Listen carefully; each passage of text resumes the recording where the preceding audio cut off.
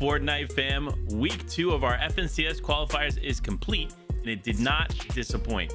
Many teams came back from a rough qualifier 1 to make their way through to the finals in qualifier 2. Let's check out some of these trios with Reese and Kelly. Kiriachi, Stormyrite, and TRÍOS made round 4 in both qualifiers. However, the stories from each of these are quite different. In qualifier 1, they had quite the challenge ahead of them, facing off against Metro, CRR, and X8 off-spawn in Slurpy Swamps. Traditionally, this is Kiriachi, TRÍOS, and Stormyrite's home, but in qualifier 1, Metro's team presented them with an eviction notice. Kiriachi's team lost this off-spawn battle in 4 out of the 6 games and weren't able to capitalize on either of the other 2 games that they did win off-spawn. They ended up with only 35 points for the entire day and placed 30th. Definitely not the finish they were hoping for. However, 2 weeks later in qualifier 2, Slurpy Swamps was back on the market and Kiriachi, TRÍOS, and Stormyrite were home.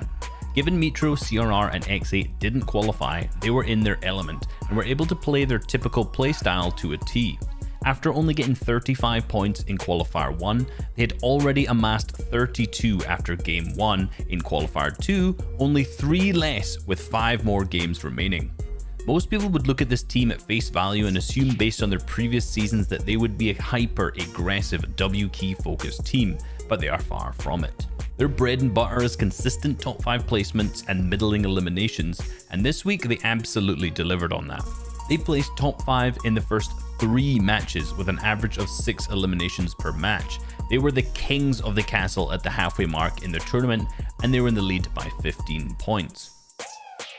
In the final 3 games, they didn't manage to get any single-digit placements. However, given the lead they had after the first 3 games and the points they managed to accrue, they ended up in 2nd place overall, earning themselves an auto-qualification slot to the finals. Call me superstitious, but given Kiriachi, TRÍOS, and Stormyrite's qualification last season was also in qualifier 2, this season being in qualifier 2 as well, I think potentially this is just their week. Now in NA East, Qua, Nico, and Paper showed us that they know how to come back from adversity. In qualifier 1, they struggled to find a consistent balance in their games. They only had 1 game where they found themselves in the top 25 and falling short in their others, placing between 28th and 33rd. They spent their bye week breaking down what went wrong and how they would come back after this performance.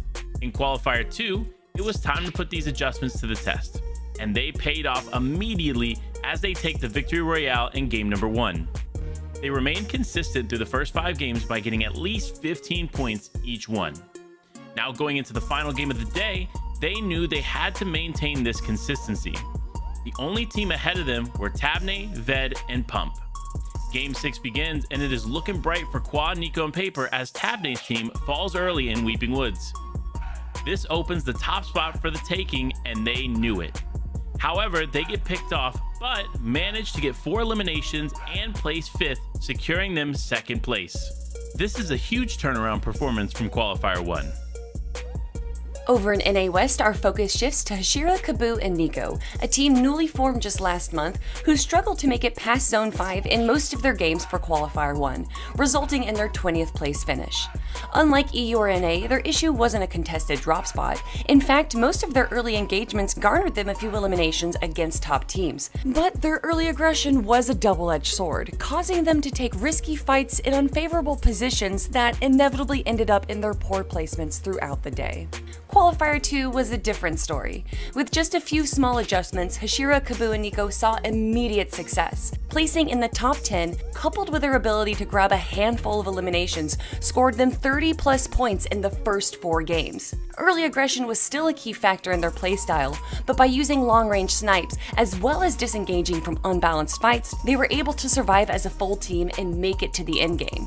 This also is in part due to the changes in their rotations, using vision in elevated positions to make informed decisions on how they can safely and efficiently travel to the next zone. By the end of Game 4, they had only spent a total of 70 seconds without a teammate, and racked up 25 eliminations. It was a close finish, with only 1 point separating them from 4th place. But due to their ability to learn from Qualifier 1, they have now claimed their spot in the FNCS Finals. With all these teams showing it is possible, who do you all think will take one of those spots in the final qualifier week? Until then, we'll see you on the battle bus.